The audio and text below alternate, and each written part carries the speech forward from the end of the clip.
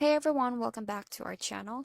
In this video, I'm going to show you on how to fix Discord video not playing or Discord playback error. It's very quick and easy, so let's get started. So here are 5 methods to fix Discord video not playing.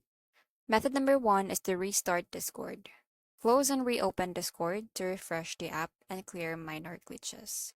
Method number 2 is to clear Discord cache. Clear cache files to remove any corrupted data that's causing the video issue. For method number 3 is to disable hardware acceleration.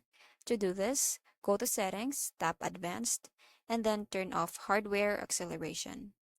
Turning this off can help it's causing performance issues with video playback. Method number 4 is to update Discord. Ensure you have the latest version of Discord to avoid any bugs. And for method number 5 and the last one is to check video format. Make sure the video is in supported format like MP4. And that's it for today's video. I hope you find this helpful. Thank you for watching and I'll see you in the next one. Bye!